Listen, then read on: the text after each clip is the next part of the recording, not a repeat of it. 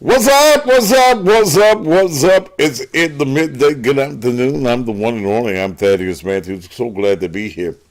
You know, today I was supposed to be doing a podcast, and here's what I do with people in their podcasts: I take their stuff and make it a part of my stuff, because most times a lot of these places don't have enough energy for me by themselves. So I enjoy what they do to what I was doing. And I was supposed to be with United, with the Hip Hop United people. And they said that they sent me a Zoom link yesterday. I don't remember getting it. So I never miss doing my show to do somebody else's for free. So now if you're paying, I might miss it. But we'll do them tomorrow or another day. It was just too tight, and I didn't have all the links and everything up. So we'll do it another day. So I was prepared to do them, but yeah, I'm just prepared to do me. Now, don't forget to get my book. Now, don't forget to get my book.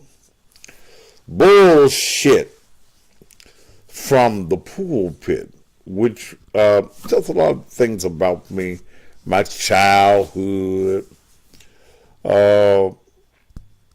It has a very exciting chapter in there that tells about my relationship with Mel and Dale.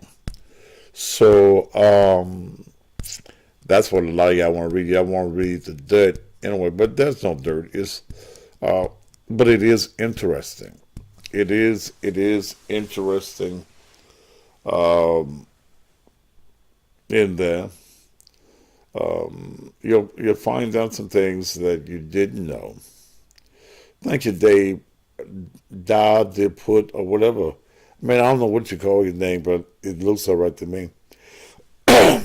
But you'll read some very interesting, and it ain't no fiction. It's all the truth, and you read it and you'll understand some things in there. You will find out about a baby in there. You'll find out Gary Frazier, not on my show. Dale and I are still friends. Okay, we'll always be friends. Nothing could break up our friendship. And there are people that they go out of their way to try, and we're not going to get into a discussion about that. But Dale and I are still friends. Okay, so make it be what you want to make it to be. So it is what it is. Okay, but let's move on from that discussion. Okay. So I am in an open conversation mode. I came with nothing prepared but to do the that particular program. But hell, I'm here. I'm ready to jump on any motherfucking thing that jumps my way. But I do want y'all to go and get the book. Ain't but $20 now. Go on and get the book. Are pre-autographed copies available for pre-order? That's going to be a little hard to do. The books don't come from me. They're going to be coming from a warehouse to you. So you're going to have you're going to have to get it through there. If I run across you or somewhere we meet, say, who is this motherfucker here?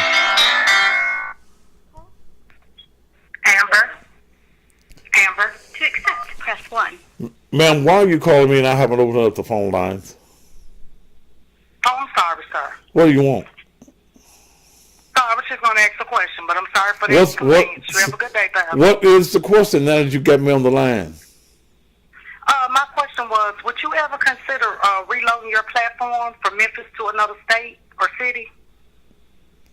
Why would I tell me exactly what you're saying. Sir? Tell me exactly what you're saying. You know how most people, because the crime is getting bad in Memphis, I was wondering, would you ever relocate and just, start your platform and, just a fresh start? That's all. Baby, I'm almost 64 years old. Sir? I'm almost 64 years old. Where I'm going? I ain't going nowhere. See, I'm not going. I'm not going anywhere that's not offering me some money. Okay, if you had a good opportunity. Well, I mean, no. If the money is worth it, that's what I call opportunity. That's what I'm saying. See, it could benefit you and your wife even more.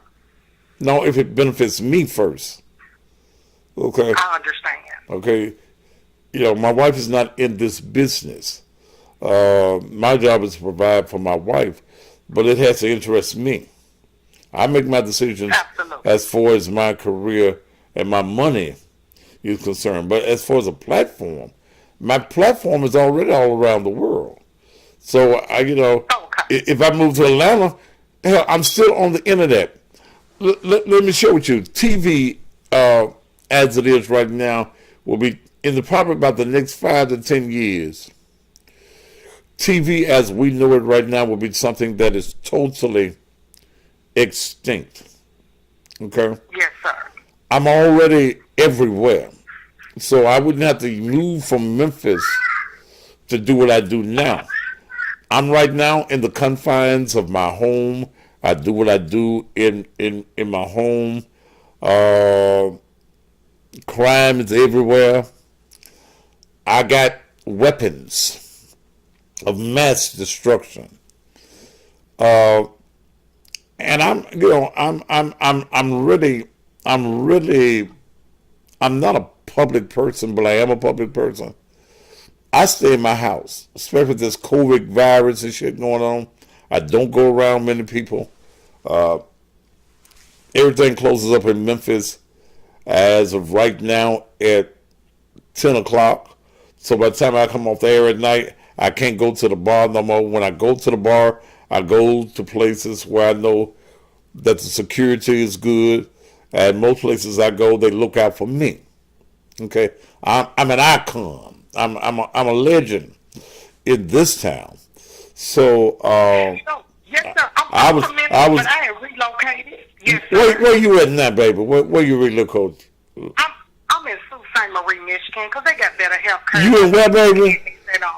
I'm in Sault Ste. Marie, Michigan. I'm on the Canadian border. Yes, sir. Oh no, it's cold up there where you at. Ain't y'all got some? Sure is. And you know what? I just left Memphis and we came through a blizzard coming back home. Oh no, baby, no. But I love it because I got a 3-year-old son. The schools are better. The health care is better. And my fiance finally was able to get a good job outside of Memphis. Well, that's good. That's good. At my age right now, and I would like to think that I'm still a fairly young man, seasoned but fairly young man. The only way that I would move is the money is right. Yes, sir. Okay, if I can move and they pay me in excess of $1 million a year somewhere, okay, maybe so. Maybe it becomes worth it. But right now, yes, sir, from right here in my house, I can go all over the world. I must purchase some brand new equipment. We're going to get a bigger house. So I'm going to probably in the world to you. And I'm probably going to get an area, what they call that upper room that you have in the house, that extra room that you have in the house. Like a man cave? No, I'm a cave all by my damn self. But I'm going to make it into a massive production studio. But I am the only way that I'm going to move is the money is right. At my age, baby, Yes, sir. the only thing that motivates me, I done had all the pussy in the world. I done had it all. I've made some good money. If I had to deal with my money 10, 20 years ago, what I should have did instead of trying to be nigger rich, I'd be well off right now. If I had made the investments that I needed to make 20 years ago, I'd be all right now. I ain't suffering, but as I look at this industry that I'm in, that we call radio and TV and things of this nature, the business is changing. TV is about to become extinct. Everything, Yes, sir. everything now is basically streaming. Okay, so I had to just make sure I had the best internet, and that's why I stay with Xfinity, the highest motherfucker in the world. But they've We got, got that up there. We got Spectrum, and it sucks. yeah. Well, see, but I have to go with what has the highest, highest thing. So, Wi-Fi and things of that nature, because we live in a Wi-Fi world now. But baby, thank you for asking that question. I ain't coming up that far. Yeah, Yeah, I'm 1,200 miles away. It takes 18 hours to drive. no, baby, I don't drive nowhere 18 hours. If an Well, you airplane know. if an airplane don't go there, I won't be going. Okay, gotta be an airplane. You know, the only reason why we moved this far was better opportunities. And I ain't mean no harm by that question. I was just wondering, No. That's all. All right, baby. It was just better for us to leave Memphis. Well, God Okay. bless you. Thank you so much, Pastor, for your time. Bless And your heart, you and your wife. bless your heart, baby. Bless your heart. Bless Say a you. prayer for me. My name is Amber. That these people go on and give me this kidney on this transplant list. I need it. You need I'm trying to live. you need a kidney. Where you at on the list, baby? They just put me on the list, so they said it could be 2 years. Well, let me tell you something. I had a member. She was coming to church till she got a kidney. Uh, she had been on the kidney list for 20 some years. Okay. Wow. She came to church. And this is a real story. She came to church and we prayed for her. Do you know that very same week she got a kidney? Oh, look at God. The very same week she got a kidney and stopped coming to church. So I don't know whether the kidney's still working or not. But if you can believe that God will give you a kidney, he's still able to do them. He's still able to give you what you need, and he's able to give you the desires of your heart if you believe, and if you have the faith, then you can do it. Okay, you can do it, and just believe. And we pray and affirm with you right now, in the name of Jesus, In the name of that Jesus. in your life that this kidney will come, and that it will flush all of your impurities away. We believe it and we accept it. In the name of Jesus, we pray. Amen. You be sweet, darling. Here. You be blessed. Thank you. All right. Have a good day. Yeah. Bye-bye. Yeah. See, you have not because you ask not. When do you think that the God is just too busy to do what he needs to do for you? Okay. You got to believe that what you ask of God, God hears you. And not only does God hear you, he answers prayer. Now, every prayer that you pray, God answers. Yeah, every prayer that you pray, God answers. Sometimes he says yes. Sometimes he says no, and Then sometimes he says, wait a while. Yeah. But you never lose sight of the fact that God is still able. Okay. And if you are still alive, he's able to do what you need. Okay. Yeah. I've been in some rough situations in my life, and only a God could make some changes and do some things that I needed. But I never lost faith. Man, I gave up this Naked Truth Liberation and Empowerment Ministry. If I just was going with the fact that it ain't doing what I want to do. But then I had to realize that maybe you ain't going the way that God wants you to. You ain't designed to be the little local preacher in South Memphis, Tennessee, in Memphis, Tennessee, down there on McLemore, down by the Stax Museum, that I made you to be greater than what you even think that you are. You have asked me to increase your territory and make you greater. My greatness does not end in Memphis, Tennessee. And I had to accept that, and that's the reason I'm doing the global thing right now. So that y'all can hear me all around the world. Yeah. All right, y'all ain't gonna get me into one of them motivational shows.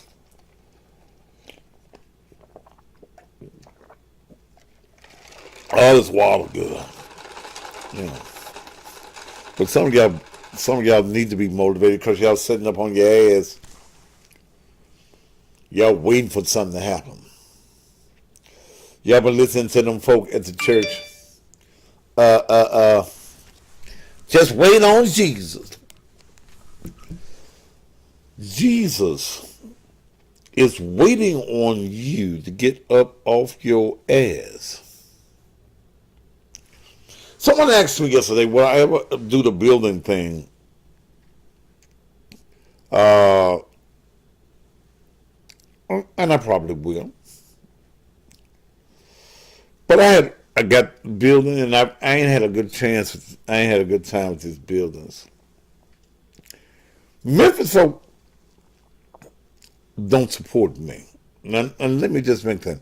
There are a few people in Memphis that love me to death. But that my mother told me that I shouldn't cuss because church folk may want to use my services and may be offended by my cussing. I told her if they are offended, they are not. They are not my target audience. Okay. I'm a rebel, man. I've been a rebel in this town. I've exposed so much media in this town watches me to see what I'm going to come up with so that they can make a story out of it. Yeah, and I have media upset in this town because I have the tendency to be able to get stories before they do. You know you counsel for coming for Jason Lee. Counsel what, motherfucker? Call me and tell me what I'm counseled for. 901-231-9239. Motherfucker, I can't be counseled. I'm here, dumb son of a bitch. Okay? I'm counseled because of Jason. Fuck Jason Lee. Okay?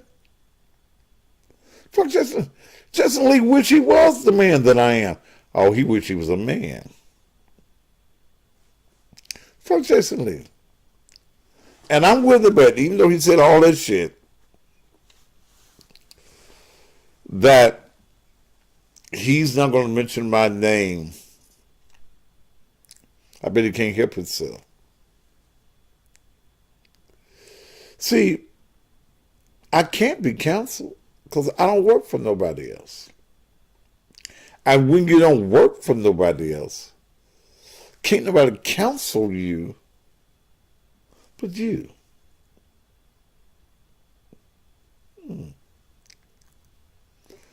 Yeah.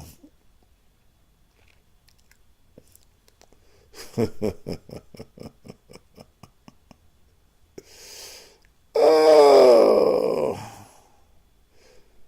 baby, why y'all want to turn? This is just not a discussion on Jason Lee. Fuck Jason Lee. And any of you motherfuckers that bring him up from this point, I work for Instagram. Motherfucker, call me. I don't work for Instagram. I don't give a fuck about Instagram. Okay? I work for Instagram. You a petty motherfucker that ain't got shit. I work for Instagram. I had money before Instagram came into being. But you petty motherfuckers. You motherfuckers that ain't got shit going on in your motherfucking life. That's the kind of nigga shit y'all love. This how I make money. This ain't how I don't make money off of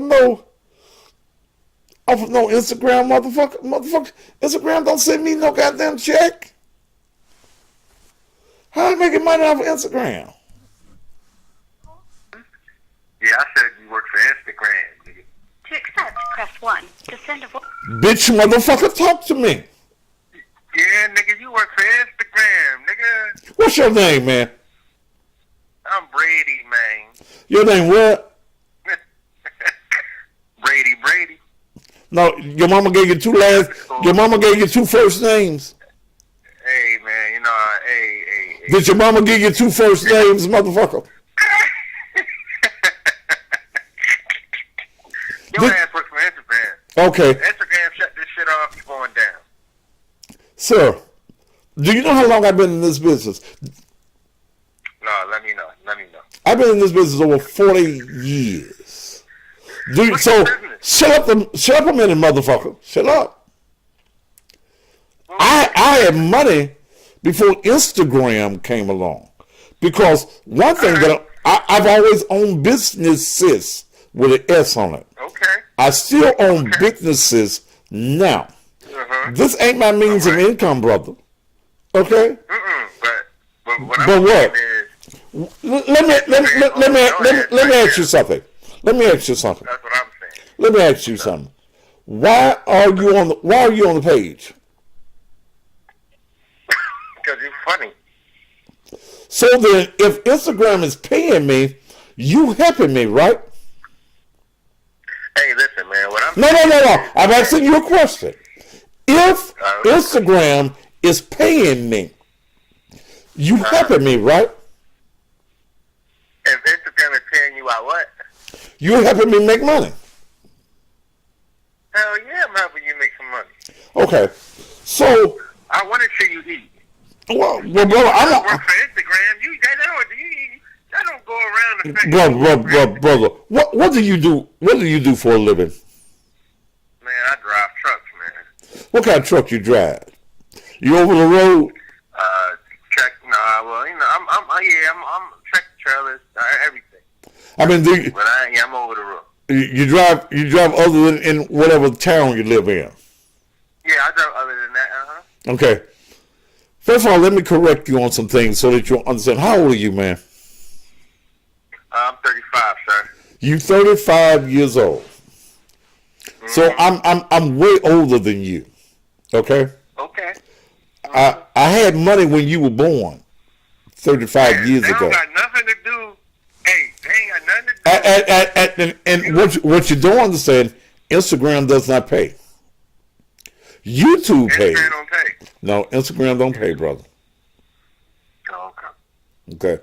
See, before you start spilling bullshit, know what the bullshit is about, brother. Okay? And don't be envious of a black man that's doing okay. Cause I want you to eat. No, I want you to eat. brother, I don't care what you want. See, my eating does not depend on what you want. My Well, I eating, want you to make money. I'm gonna make money. Eat me, make money. I wake up every morning making money. And let me tell you what. Let me tell you what. Let me tell you something about money. Make it off of Instagram. Man, you a petty mother. Majority of your income. I'm saying. Majority of my income come off of Instagram? I'm asking. Man, then I just tell your dumb ass that Instagram don't pay no money. All right, well, let me shut the fuck up then. Then shut the fuck up, and I'm gonna probably take you off. I'm gonna probably take you off my page too. Okay? Damn. Why are you always paying for? Man, because I don't like talking to stupid men. I mean, I'm saying. I don't like talking to dumb ass men. You're supposed to give me game. You older than me. You're supposed to give me game and knowledge. No, you don't want no game and knowledge, man. You just gave me some. I said thank you. Okay. Well, now hang up. Now hang up the motherfucking phone. You bore me, dumb motherfucker. I can't stand silly men. That irks me. But when I see a man worrying about another man's income, you're jealous, man. New York City. Jay. Oh, God. To accept, press 1. To send a voicemail. Go ahead, man. Go ahead. Hello? Man, cut whatever it is that you have on listening to, cut it down. Because there's a delay. Hello? All right, what's on your mind, brother? What's up, man? What's good, Pastor? I'm calling you from Brooklyn, New York. I just heard you say New York. So, take me off the speakerphone. God damn. Take me off the speakerphone. You hear me now? Now. You hear me now? Yeah, what's on your mind, brother? What's good, brother? I'm calling you from New York City. Brooklyn, New York City. I just heard you say New York. Now, my thing with you is, I happened to learn about you a couple of years ago. But recently, I saw you on, what's that guy's show? I can't think of the nigga. Jason Lee, on Jason Lee's show. And I watched how they baited you. Bro, make a point. Come on, man, come on to a point. I watched how them bait you. That's my point. My point is, you can't allow people to bait you, Pastor. Sir, make a point. Don't nobody know who you are. And in my business, hush, brother, hush with that African accent you're trying to give me. Suck my dick, you faggot ass nigga. Fuck you and your mother, you bum ass nigga. Fuck is you talking about, nigga? You bum ass nigga. Fuck you and your mother, you old bastard. Shut the fuck up and suck a dick, faggot. Fuck is you talking about? Eat your mother. Eat your mother from the back, nigga. Fuck is you? Fuck you and your kids. And is that the best? Is that the best you can do, stupid motherfucker? Is that the best you can do? You can't even speak English, motherfucker.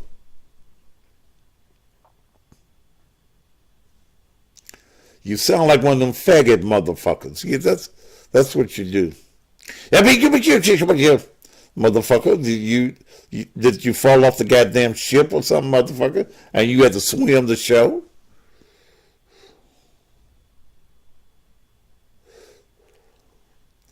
Some of you stupid motherfuckers ain't even worth my goddamn time. This is a page for progression. If that word is hard for you, this is a page for people that want to progress. And if that's the best that you got, brother, in cussing, you ain't did shit. Okay? You ain't got shit.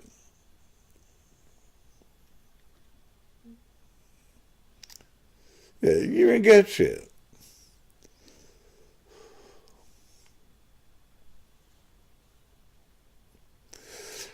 But isn't it crazy?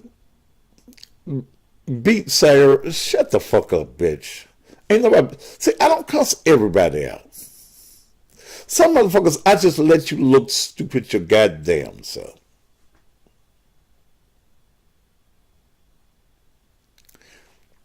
And see, it lets me know how great I am. Just for motherfuckers to call in. You want to be in my presence, black men. Want to be in my presence. Oh, yo. Oh, no, man. Accept, press No, you dumb motherfuckers. I ain't telling you dumb, yum. Motherfuckers ain't gonna talk to you.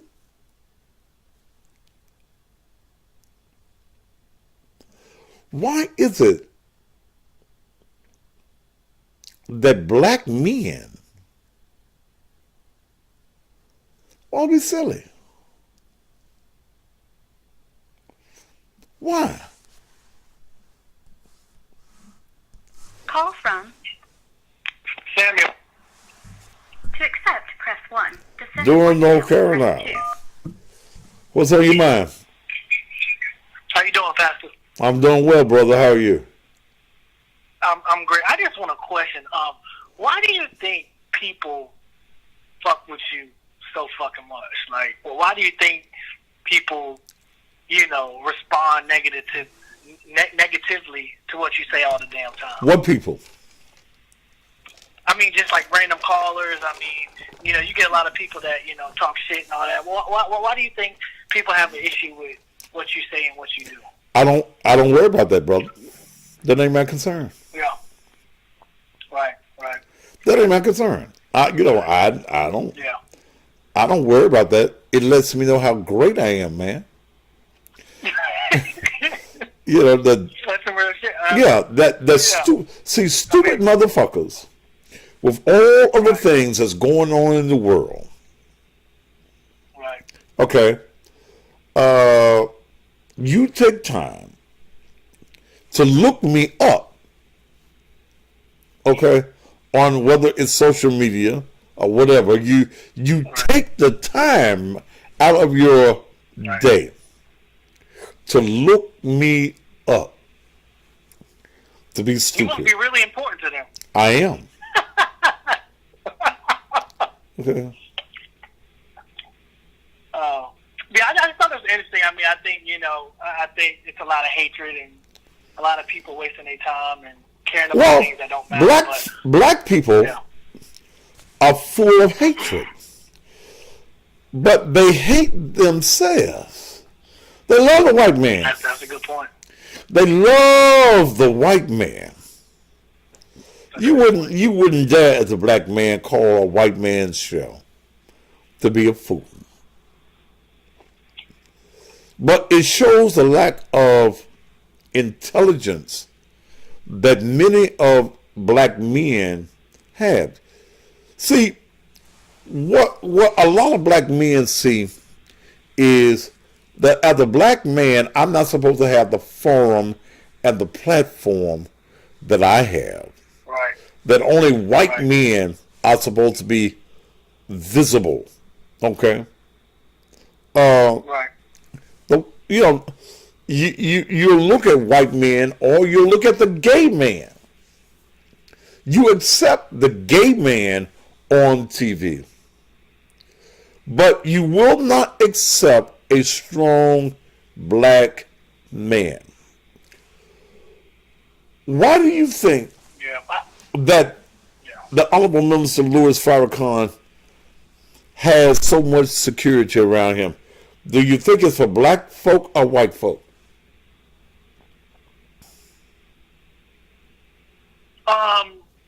Sorry, I didn't hear you say that question again. The Honorable Minister Louis Farrakhan and the fruit of Islam, the security. Right. Do you think that security is more so for white folk or black folk? Black folks, right? I would think that it's more so for black folk. Because, see, the greatest enemy that the Honorable Minister is going to have other than white folk and white bigots is the niggas that the white folk gonna send. See, the white man ain't gonna do it himself. The white man gonna find these handkerchief head, these token niggas, these wannabe niggas, and use the wannabe nigga to come after him. Okay? Right. And I appreciate the nation. I appreciate the minister and the fruit as well. But Doc, our greatest, when you are a black man doing like what I do or what the minister does, Right. your greatest enemy is not white folk. Your, And Pastor, you know, Uh-huh. right? I'm sorry to interrupt, but that's the problem, and it's sad that we hate. And I think I think you touched on it when you said that it comes from a level of like loving yourself. Because my thing is this: if you're out there getting money, and I'm out here getting money, we both working, we both grinding. Why am I gonna hate you for what you're doing? because you ain't got it, brother. Right. You ain't got it, Exactly. and you're not doing the things that are Right. necessary to get it. It's like this. Let me tell you something, man. I hate this bullshit y'all call Black History Month. And the reason that I hate it is, man, I'm Black History 365 days a year. Exactly. So the white man gives you a month to celebrate yourself. Be a good nigga this month. This good nigga month. We're gonna tell you about Martin Luther King.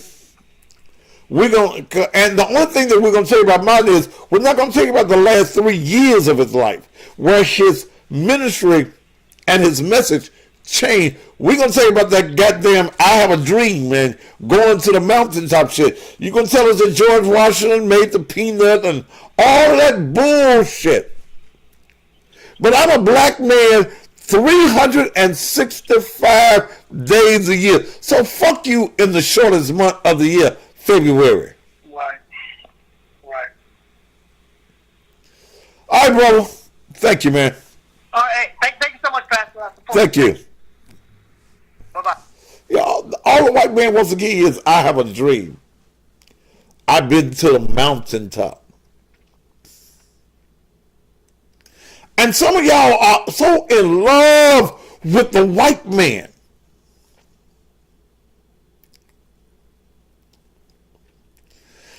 I see, even with this vaccine they got out,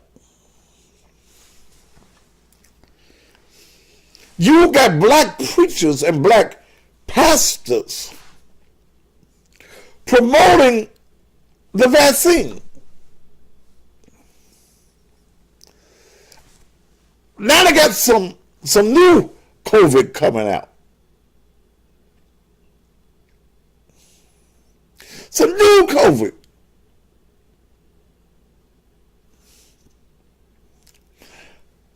You join hand in hand.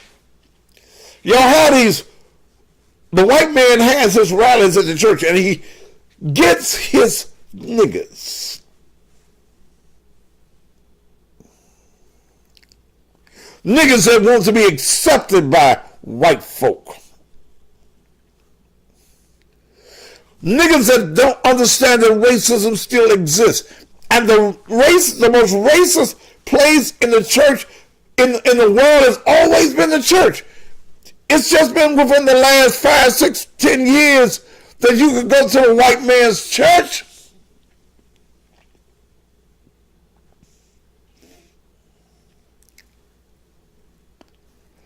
but you love the white man.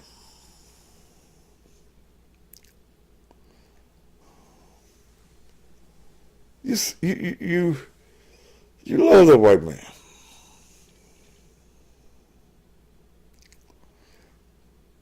Some of you want to say it's a new day.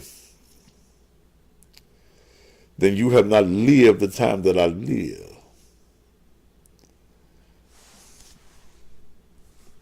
Let's go to Belle Chase, Louisiana. To accept, press 1. To send voicemail. Go ahead. Hello? Go ahead, brother. Say, but let me ask you a question.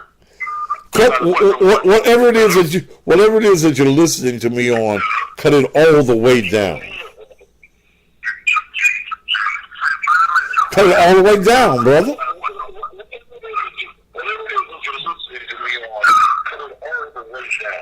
I did it. All right. Yeah, you hear me? Yeah, go ahead, bro. Yeah, I got a question. Number one, why do you disrespect black women like that?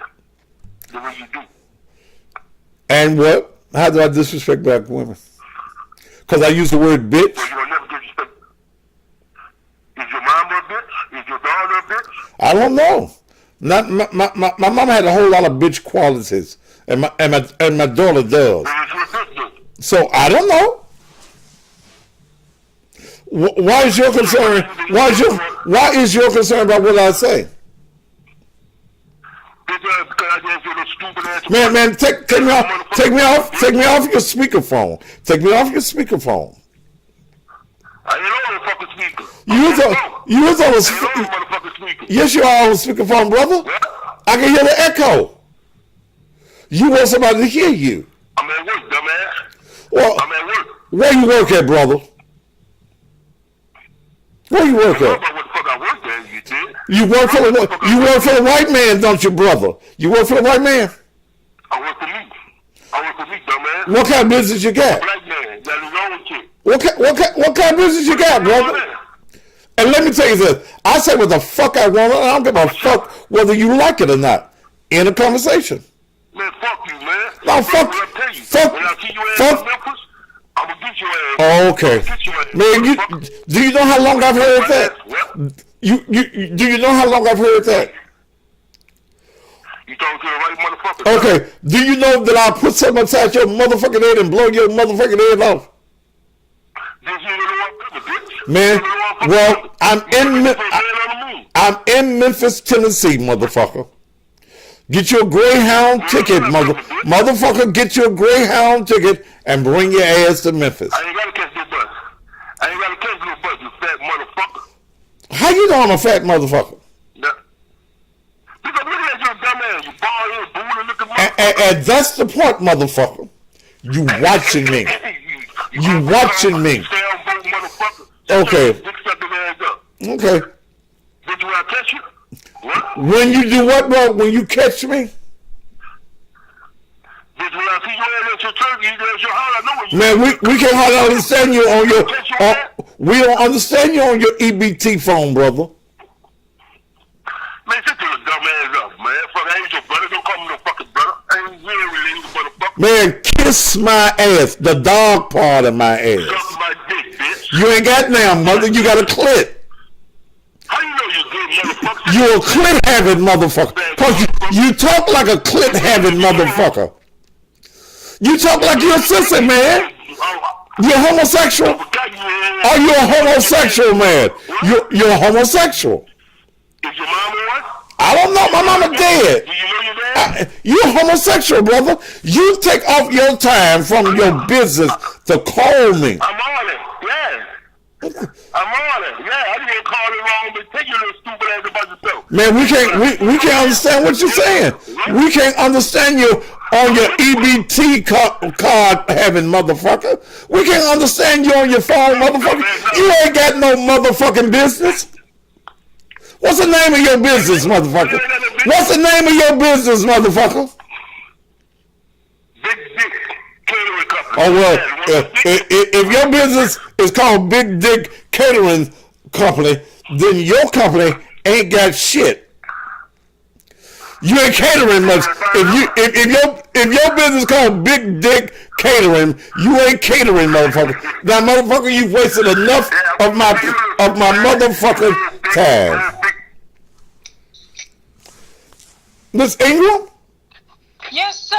How are you? I'm on the air. How are you? What you need? Okay. Hey, this gonna be quick. Tony Liggins wants your telephone number. Is it okay to give it? Because I don't give out anybody's cell phone numbers without their permission. I've known Tony Liggins since me and him were little bitty boys in Ebenezer Missionary Baptist Church. Okay, I apologize. I didn't know you were on the air, so it's okay. Go ahead, give it to me. Yes, ma'am. How are you doing? I'm good. I'm good. Okay, yeah. Yeah. Okay. Give Tony my number. Tell him I'm on the air and he can call me about 2:30, 3 o'clock. Tell them to call you about 2:30, 3 o'clock. Yes, ma'am. Okay, I'll do it right now. All right. Thank you so much, Very Ms. much. Ingram. And thanks again for what you did for me, okay? Yes, ma'am. Okay. All right, run again. I got you. All right. Then. All right, thank you. Okay. All right, Instagram, y'all time it out, but I ain't ready to go. I ain't ready to go. Instagram. So y'all about to time out, and y'all can call me back. Motherfucker said big dick catering. He ain't catering shit. Yeah, you're big dick catering. Is that the best you could do? Shit. Whew. Lord, how much? Jealous as black men. That's what I deal with a lot. You want to be great. Like me. All right. Let y'all got about 35 seconds. I'm going to end this so that y'all can call me back. Come on back. Instagram. All right. Whew.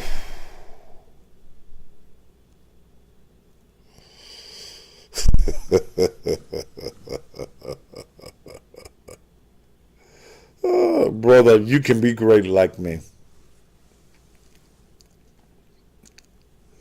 You can be great like me, brother. You can. On that cheap ass telephone. Get you a telephone.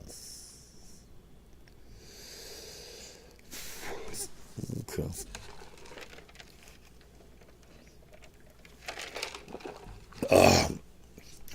Drinking all this water I'm drinking. Whew. Ain't a show like this nowhere. Y'all come on back in the room.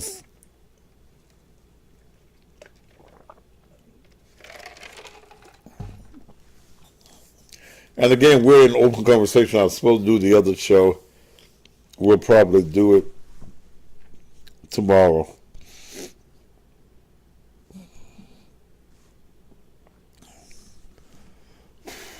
Come on, Brian.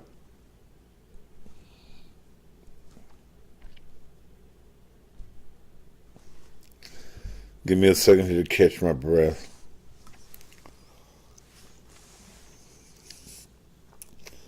Come on in the room. Whew.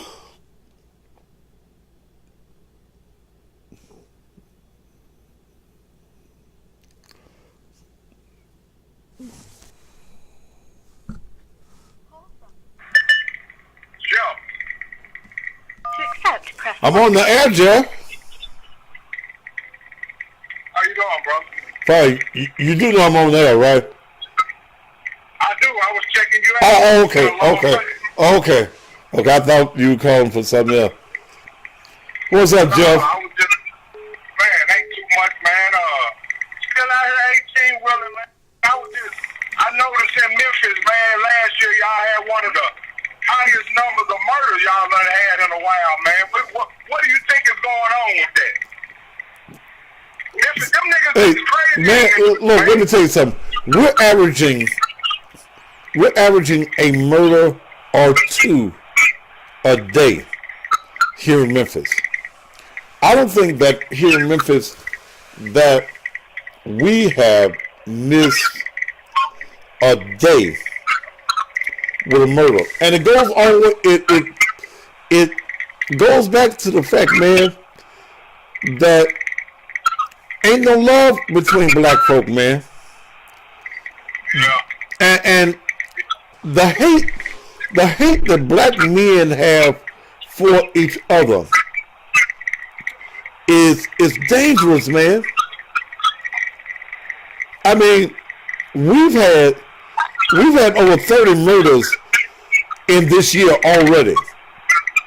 Oh, wow. Okay? I don't know, you still in Jackson? Yeah. Okay. Y'all don't see this here, but it all goes back, man, to hatred. Okay, it goes back to us. I'm not gonna blame it on the drugs.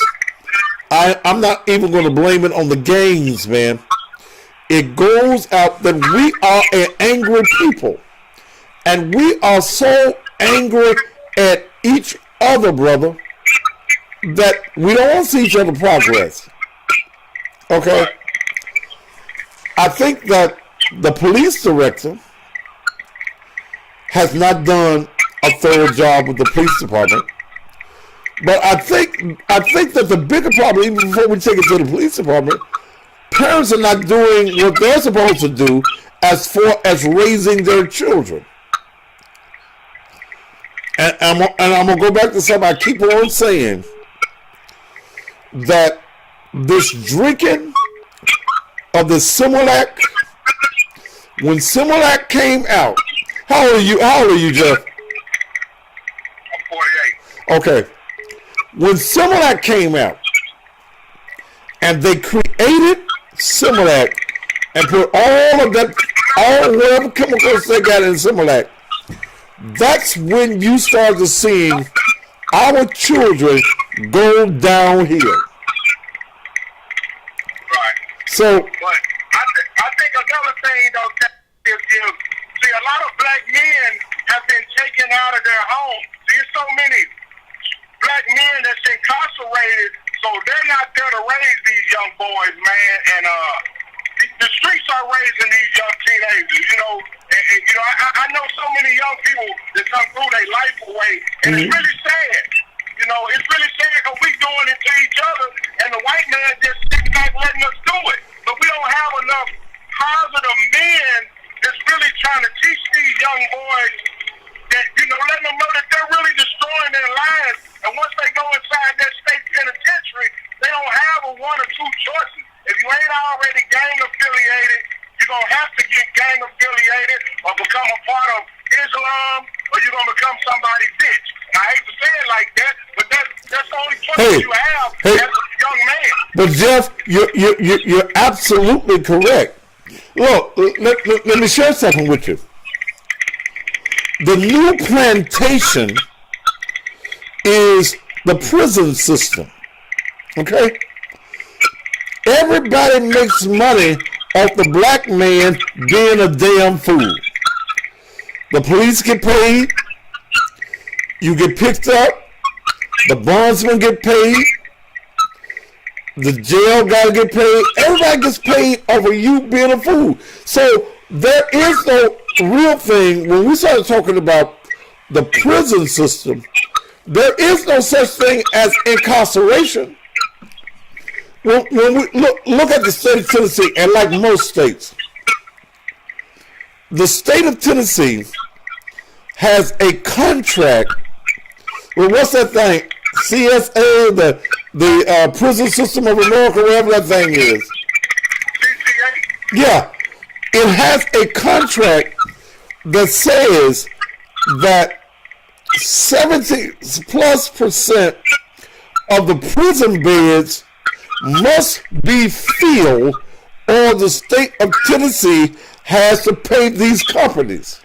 Okay? So if we've got prison companies that have taken over and we've given them these contracts, and 70% of the beds must be filled, and I make my money off of you, off of the beds being filled, do I want to incarcerate you, or do I want you to do your time, go out, and come on back so I can make my money? Yeah, it's a revolving door. It's no rehabilitation. See, they don't have programs that teach us things that gonna benefit us when we get out. Right. So they don't cut a lot of that out because they won't, like you said, that's the plantation, and that's where they want to keep us.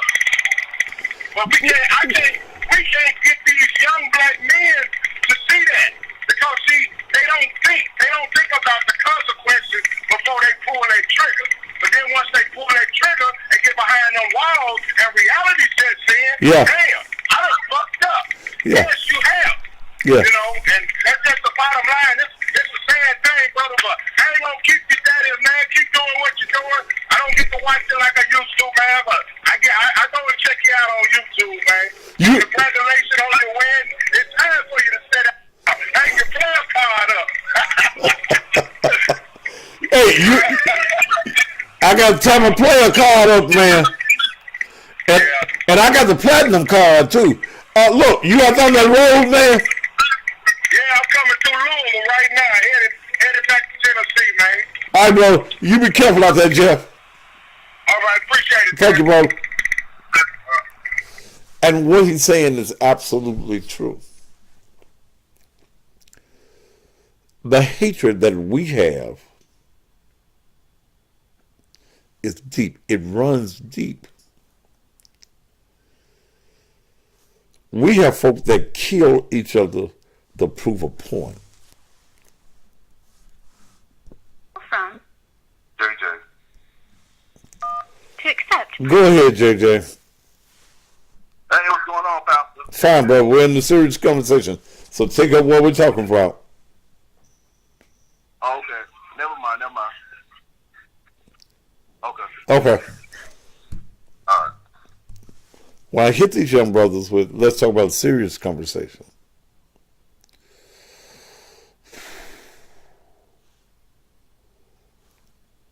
These are conversations we need to have. The rehabilitation of the black man. Go ahead. JD. To accept, press If you 1. if you got something to say on what we're talking about now, go ahead. If not, hang up.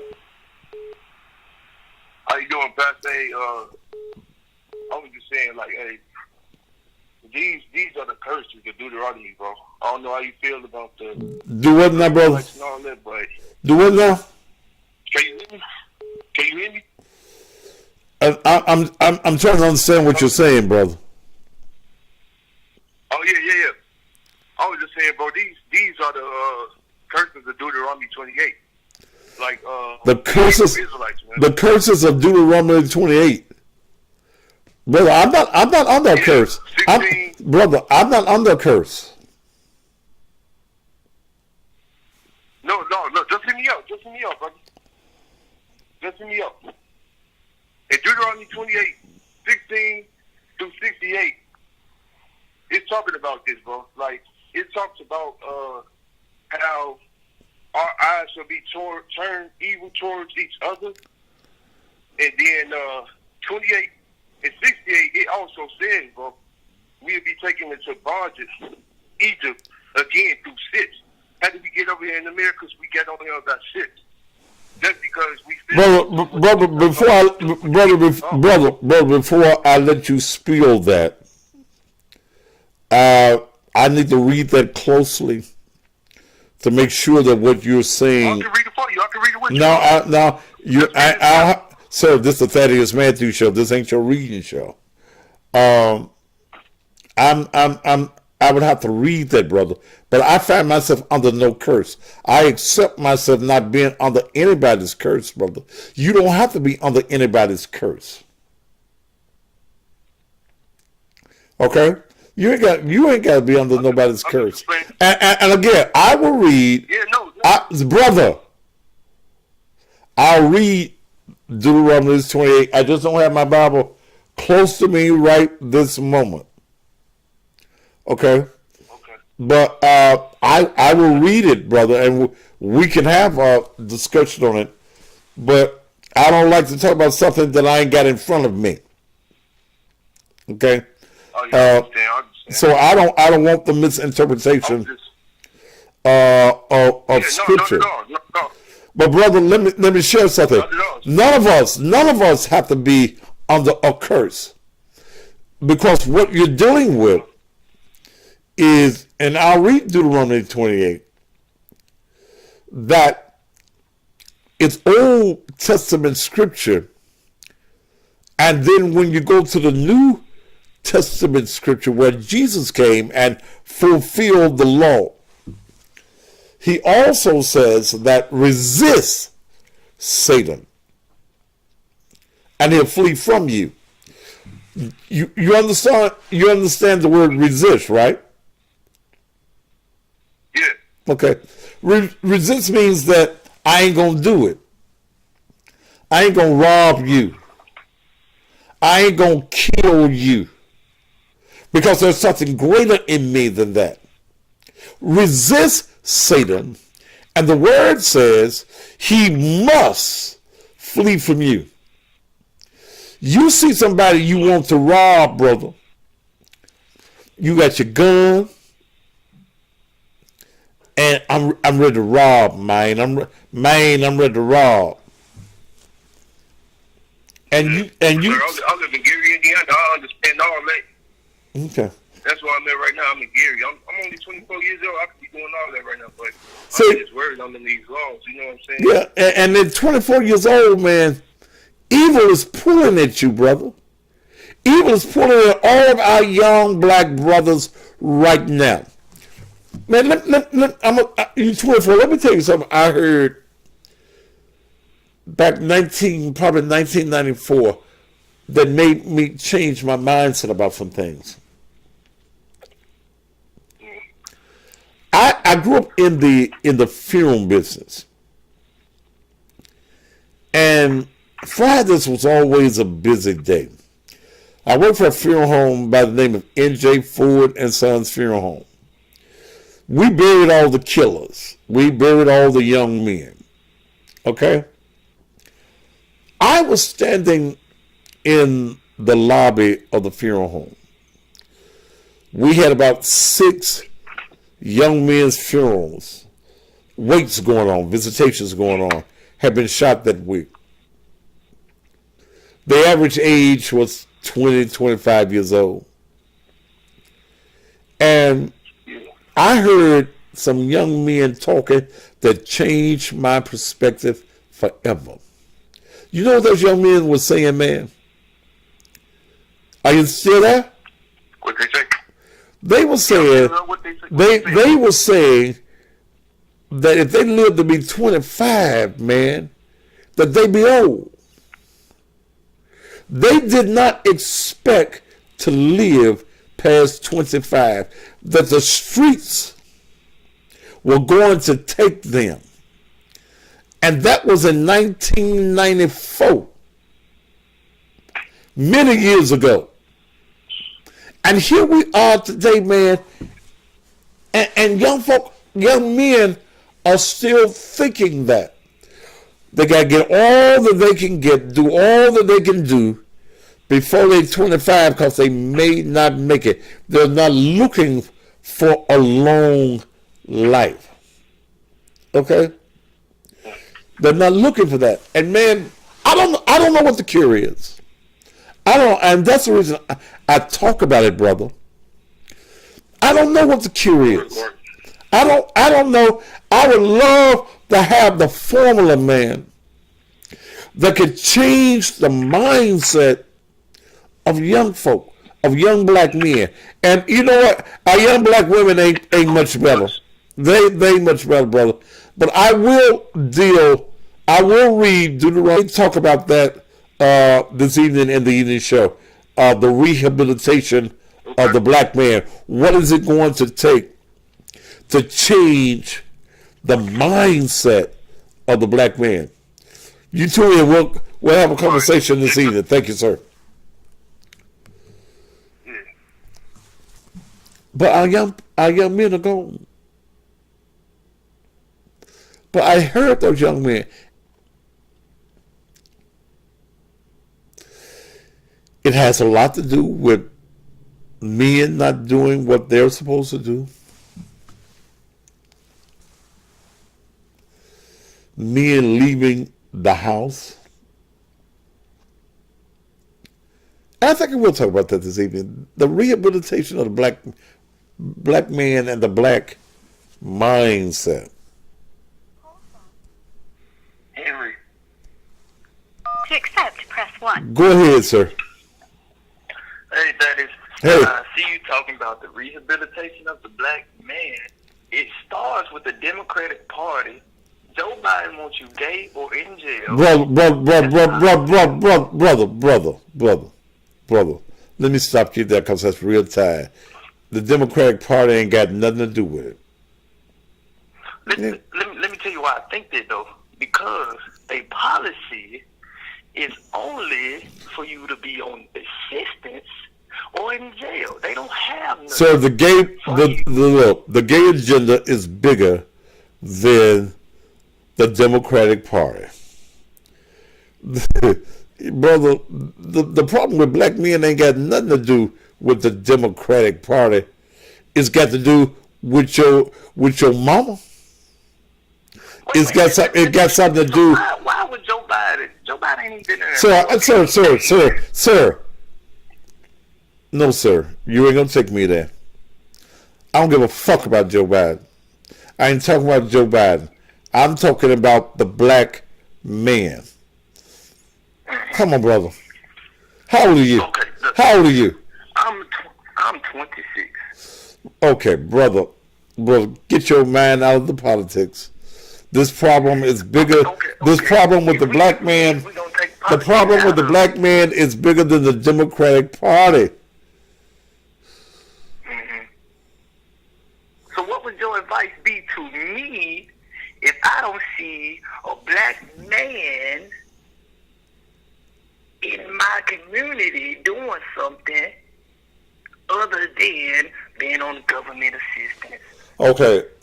You want me to give you the real simple answer, man? Yeah, I need something else. You a black man, start doing something. That's real simple, brother. Like what though? That is like what? No. See, I don't live in your community. You know what you need in your community. Why ain't you doing it? Well, I stay on goddamn Hex Cross. We don't got no trouble out here. Brother, you stay on Hex Cross and you think you ain't got no trouble? What I'm saying though, Daddy. Brother, come on, brother. Come on. You live on Hex Cross.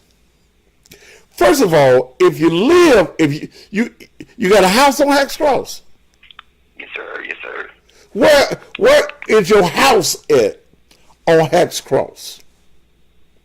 Hex Cross near what? You know about the high school, Southland. That's what it is, Southland.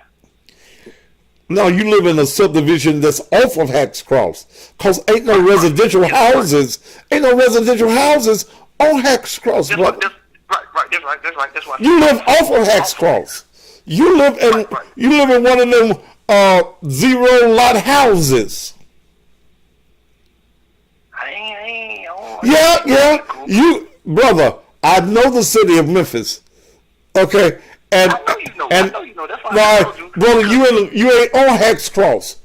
And see, when the black man thinks that this problem is localized to one particular area, you crazy, brother. But it's a difference when I drive around Watkins and when I drive around. Brother, the black problem exists everywhere.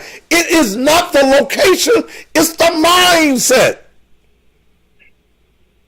The mind. It's your mindset. What you do for a living, brother?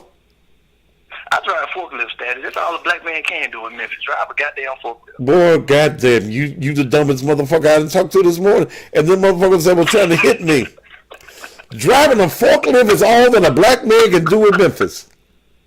And you giggling. I'm sorry. Man, you've been cussing me out since I was in 5th grade. Okay. Well, what grade you in then?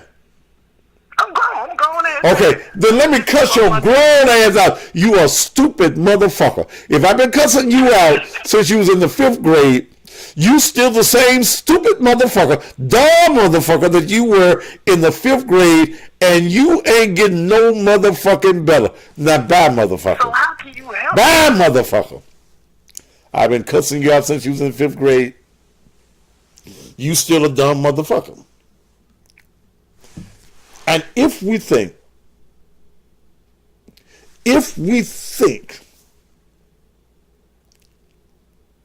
that it's a community or localized, Hex Cross shit, nigga, I've been in this part of the city 30 years. Okay. They moved out here when the white folk in Memphis wanted to develop downtown and they killed Hertz Village. you wouldn't know about that unless you live in Memphis. One of the housing projects, because they built up Mud Island, and they didn't want the the people that had money to pass by Hurt Village to go over to Mud Island. They tore it down. What do you think they sent the Negroes to? And you feel like you're doing something because you drive a goddamn forklift? It ain't your forklift. Understand? And this is why I am so anti the school system here for not wanting schools to start. In the last year, there was already a dumbing down of our children. It was already a dumbing down. The dumbing down is even getting better, even getting bigger. There used to be a sign in the Memphis International Airport.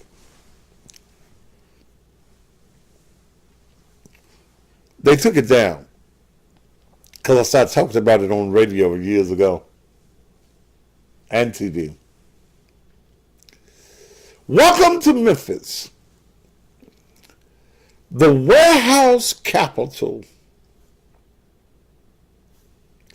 of the world. Damn. Who in the warehouses? Us.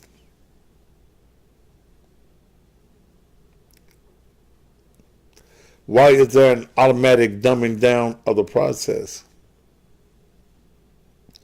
So you can have you some welfare workers, warehouse workers.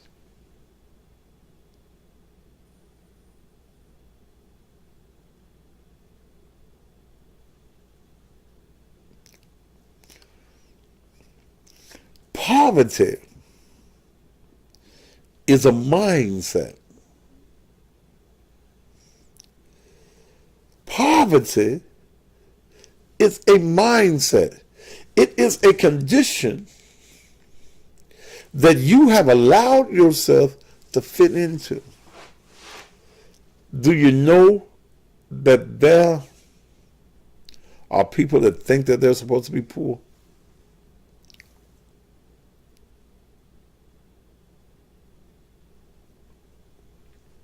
You think you're supposed to be poor. I'm black. I'm supposed to be poor. I've heard black children say that.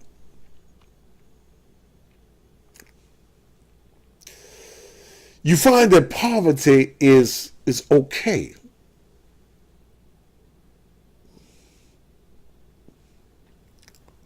Find that poverty is okay. Because you were conditioned. You live in the projects. And on public assistance. Your mama was living in the projects. She was on public assistance, or still is. Your great-grandmama, it goes back. You so comfortable with public housing that you put a little picket fence up at your little door and put a welcome home mat there.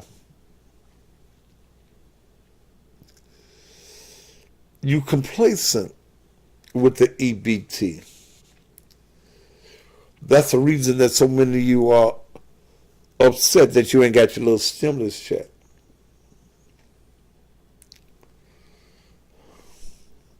And then when you can't get enough because you refuse to go and work for it,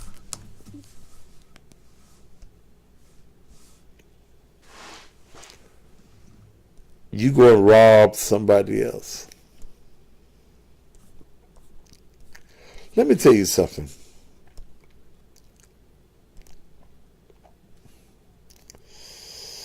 The greatest businessman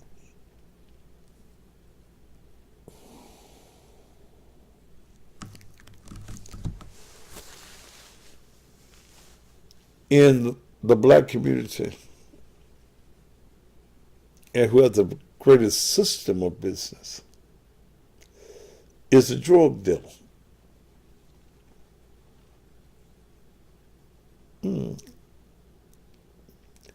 He buys his product low. He sells it high. He finds other people to put his product out.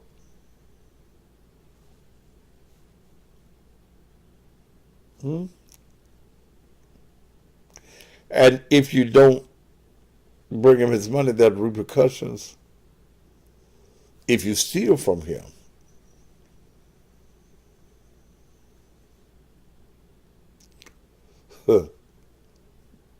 There are repercussions. What if we took that with other business principles?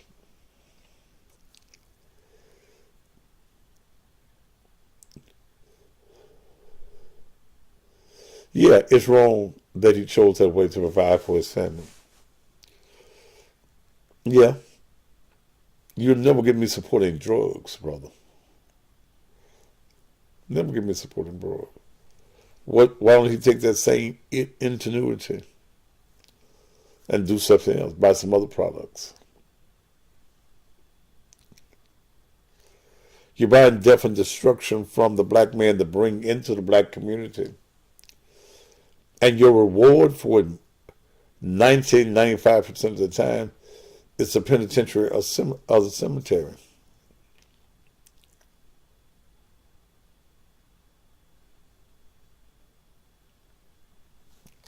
Yeah. You ain't providing for your family because you're the drug dealer. Because when the system catches up with you, you got to spend all that money to stay out of prison.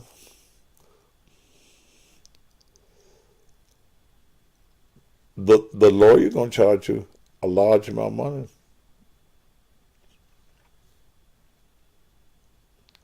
The lawyer don't give a shit. He'll plea bargain you. He going to string your case along. You the drug dealer, you're paying $50,000, $60,000, $100,000. He'll get you continued till he breaks you.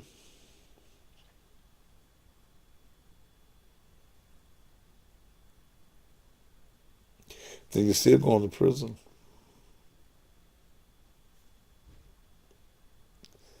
You go to prison. They're going to get rid of your fancy car. If you hadn't had to already get rid of it to pay your legal fees. Or they're going to get your woman.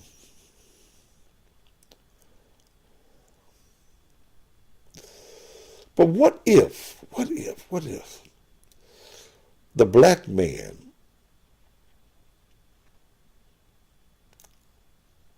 took on the responsibility of his sons and his daughters and mold them and provided for them? What time is it? I'm almost 30 minutes over my time. What if you did that? Louisville, you've been calling back to back. Let me see what you want. Raymond. To accept. Go ahead, sir. Hey, Raymond, how you doing today? How you doing today, Thaddeus? Raymond, your name, man. Yes, sir. I Okay. apologize. I thought it was asking me for my name again. Okay. So I was calling you I couldn't go without interjecting on this conversation. Just mental health. I'm going to school now to be a psychologist. In the black community, there's such a stigma against getting mental health. Mm-hmm. Whether that's being a therapist or whatever, I think that's what our community suffers from the most is lack of understanding and not having a father figure in the house. That's a certain effect on each individual, whether that's self-esteem or whatever, but it affects each person differently. Well, and, I want to talk about. I'm going to talk about that at 7. there are some effects, man, of not having a father in the house. And I'll talk a little bit about the effects of me not having one in the house.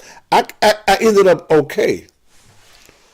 But I ended up okay because I had strong black women that refused to let me be a dummy, man. Okay? Well, that's a blessing. Materialistically,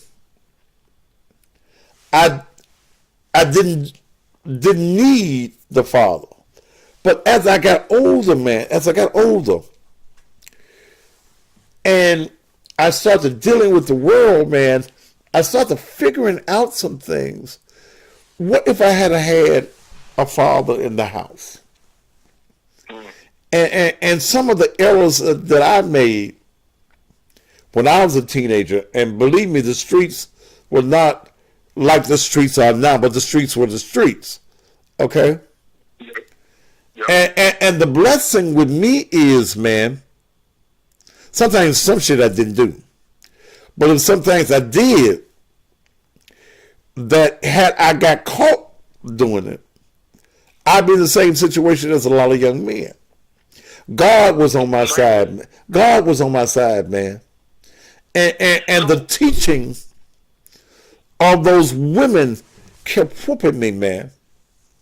So I don't think that a woman can ever be a father to a man, but I do think that a woman can mold a man and prepare him for manhood. We'll talk about that. We'll talk about that this evening, man. Okay, well, I got a question for you really quick. Do you feel there's any mental effects on you from not having a father figure? Because I know in the community, I'm just a crazy motherfucker, period. Well, I know a lot of people in the black community suffer from narcissism, and the reason for that is because of the lack of father figure or support. We victimize ourselves a lot of times, and it stops us from achieving basic goals in life, even a high school diploma. Man, I think that all of us suffer, especially in the black community. We suffer with a mental illness. Okay? Yes. I know I got some mental issues. I do. Do you ever think that getting help, like, or speaking to a therapist? I think Nah, I drive. You know what? At this point in my life, I drive a therapist crazy. Because see, what I would be doing, I'd be trying to outthink that motherfucker. Here's what I need sometimes, brother. As being a public person, man, I just need sometimes somebody to just purge myself on that I don't know, ain't judgmental, don't give a fuck that I'm Thaddeus Matthews. I can just tell you, man, I got some fucked up things going on in my life, and I just need to talk to somebody. And sometimes you can't talk to your woman about everything. Yeah. Okay? You ain't got no real friends that, you can't discuss your business with your friends because they're going to take your shit and use it against you. That's right. So I think that we all need a therapist. My daughter went and got her one. Okay. That's all. And she talks to her therapist. And nothing's wrong with that. I was surprised. But she had some issues going on in her life, and basically it was around her baby's daddy. Wow. There was some things, and my baby daughter, she talks to me about a lot of shit. But she know me, and she knows some things I'm gonna say, and sometimes the way I don't address issues the way they need to be addressed, I'm just blunt and to the goddamn point. And you need somebody that you can talk to. And when you're dealing with damaged people, that's not the greatest approach. No. Wait a minute. Stop that though. Because you need some mental help or some therapist does not mean that you're damaged. It doesn't mean that you're damaged, brother. It means that you live in a damaged society and you do not want to become a part of the damage of the society. So you go and talk to somebody whose job it is to keep you from damaging yourself. Because what therapy has to be about, man, it has to be about you. It has to be about what is best for you. And I do agree with you, though, young man, that there is a stigma in our community that if you seek out mental help, you crazy. That's right. And I think, man, and I used to think that way years ago, but now that I've come into common sense and reality, you crazy if you don't talk to somebody. Preach. You preaching right there. Yeah, bro. But, you know, we'll join me this evening, man. We'll talk more about mental health. That's a subject that black folk need to talk to. When we get past all this foolishness and all this other bullshit, we need, and someone put the word right up there that I was about to use. We need to be in a non-judgmental zone. Yes. Yeah, I talk to some people, and some people will not give me the answer that I really need because you Thaddeus Matthews, you gonna do this or you gonna say this. No, brother, I need you to give me the real. Give me the real, and that's, and you don't have many friends that you can get the real from, man. Because when you talk to your friends and you talk to your family members about the real you and the reality of you, you get, man, people that, oh, now I got something on him. I got something I can use. I got something I can use against him. And they'll judge you for your personal flaws. You Yeah. know? And that's not healthy. And man, we all got some issues. And you can't be a black man in this country, brother, and you ain't got some issues. You right about that. Because no matter how successful you are, I don't care whether you sit on the board of a corporation, this society will remind you that you still a black man. Yes, sir. That's correct. All right, brother. I get reminded every day. Hey. All right, thank you, Daddy. Thank you, man. Tune me in this evening. All right. And we will, we'll talk about this evening. Realize that we all got some flaws. Remind yourself that you got a mental issue. You got one. Yeah, I got a bunch of them. See, I drive a therapist crazy.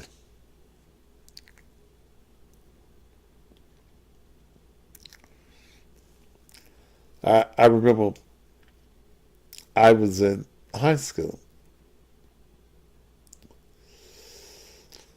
The first walkout that was held, 1973, 1974, whatever it was, graduation year. The first year of busing in the school system. I led a walkout. First time I was on TV. And because they said a black psychologist to the school. It was Fraser High School then. We'd been bused from Manassas. And I let her walk out.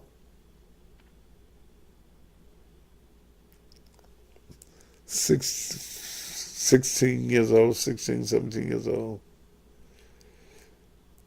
And the psychiatrist's name was Dilly Hunt.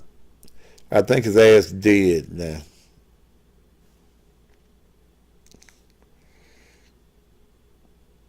And because I had stood up at 17 years old in a racist school system that we had at that time, racism was very blatant.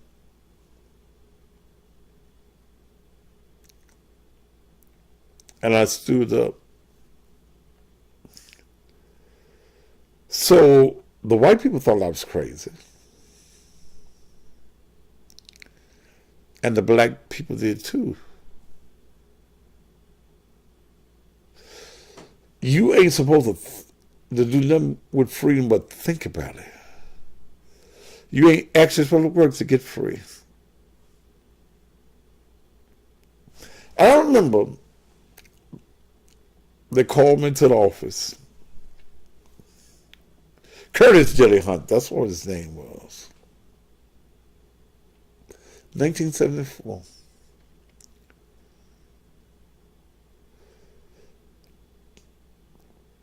We had transferred from Manassas High School to all black school.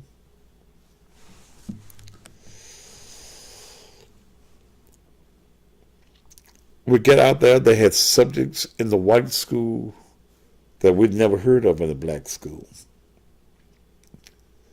I played first trumpet in the band at Manassas.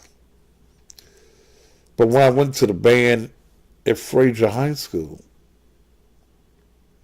I wasn't good enough for the band, but they wanted to know if they could use my silver flare trumpet. No. To vote for student council,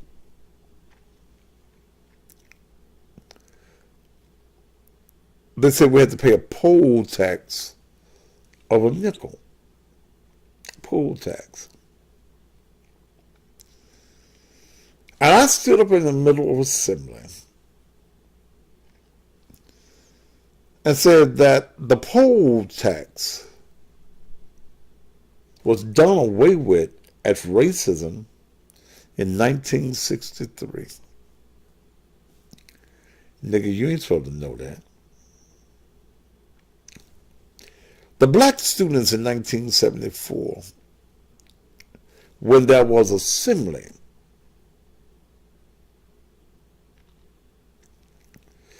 all the black kids that had been bused was put in the back of the auditorium, 1974. All of the after-school projects, well, all the projects, if you wanted to run track, and all those other football, well, no buses going to be running. You had to get home the best way you can, and you were living in Fraser. 1974, you can't tell it now, was heavily white. They rode by the schools with their Confederate flags. And here I was, a little bit of old skinny white black boy. Y'all don't believe I was skinny, do you? I said, this is wrong. That we need to change some things. A group called the Urban League was getting involved. And I became the spokesman for the students. And I said, we ain't getting off the bus tomorrow.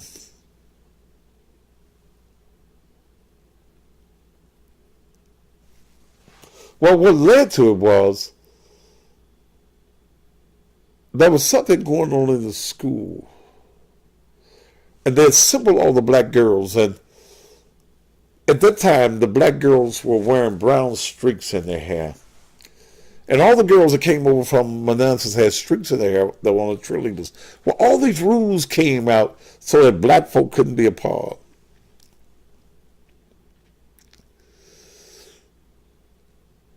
So this day, they decided that they wanted to talk to all of the girls. And they locked all of the black boys in the library. They just wanted to talk to the girls. They assembled all the black guys in the library. All the girls were in the auditorium. Then we started hearing this racket of black girls hollering because the white boys were messing with them. The little thing was over with, and the white boys was messing with the black girls, and we locked up. 1974. Door was locked. Had them pretty glass doors.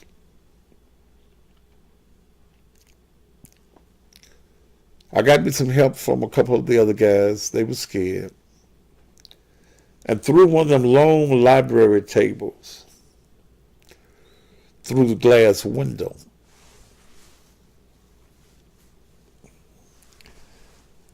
and we commenced to fight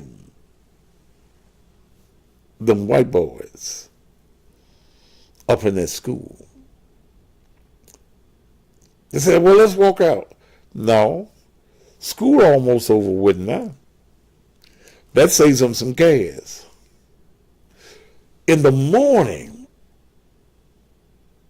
we don't go to class.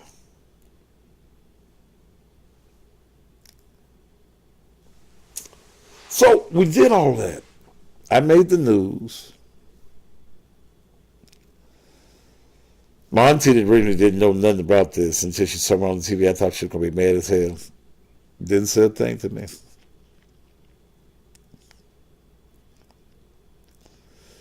That's when my auntie told me that when my mama was carrying me, my mama was 16, that an old lady by the name of Electra Miller Stewart told her, you carrying a preacher that will one day change the world.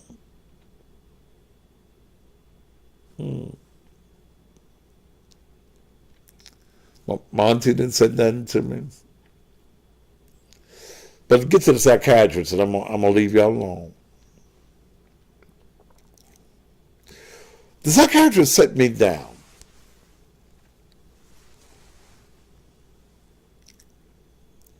Went through who he was and all that bullshit. Then he said to me, before I knocked the hell out of him in the school, the reason that you're acting like this, Thaddeus, is because you hate your mama. I hit that motherfucker before I knew it. They put me out of school. They did. They put me out of school. They sent me over to the north side. I was there about a month.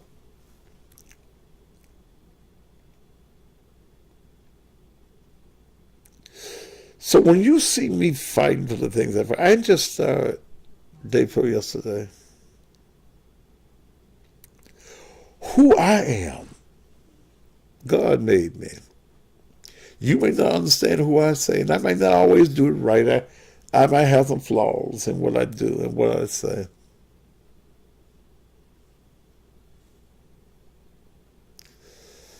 But God made me for such a day as this.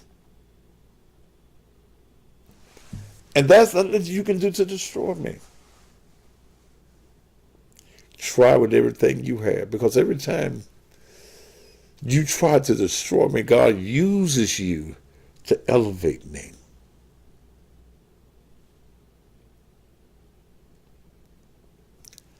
I can't die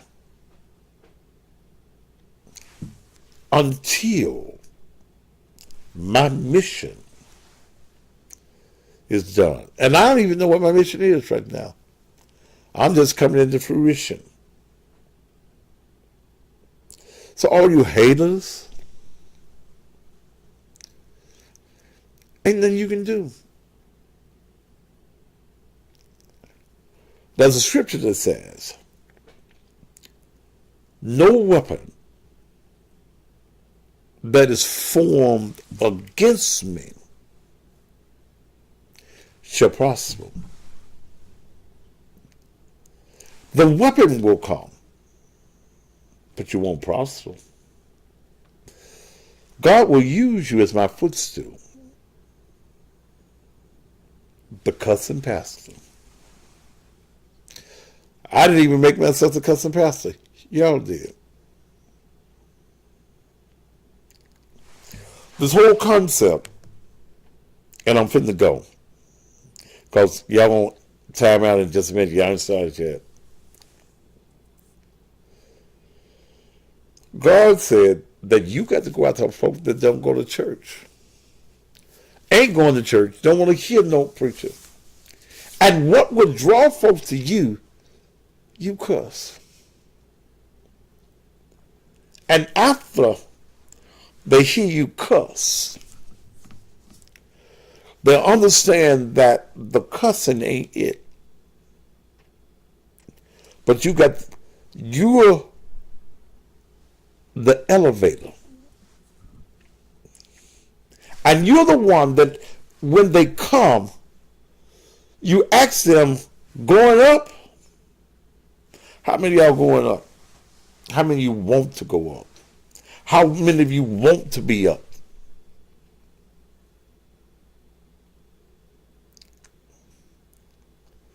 This thing that we call life cannot control you. You are supposed to be abundantly blessed. You're supposed to catch the elevator of life and elevate yourself to higher heights. Poverty does not belong to you. Elevate yourself. You don't want to go down to the basement. You want to catch the elevator and go up. That's all I'm saying to you. Now, I stayed almost 2 hours on there. Your word should be elevate. But even in elevation, going up. Envision where you want to be. See where you want to be. Speak what you want out of life into fruition. Going up. And refuse to allow anybody to put you on the elevator of life that goes down to the basement. You don't have to go there. You don't live there. Your desires are not there. Your wishes, your goal for life, and what God wants to do for you ain't in the basement. If you want to support the Naked Truth Liberation and Empowerment Ministries, and this is what we're talking about right now, is empowerment. Forget the bullshit that we do as a part of the show. This is what ministry is all about.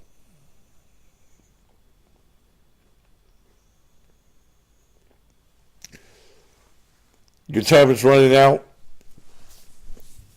Instagram, thank you so much for being here. The Cash App is Cash App Naked Truth Ministries. Join me this evening at 7 p.m. as we talk about black men, the rehabilitation of the black mindset and the black man. I will see you at that time. Y'all have a good one. Yeah.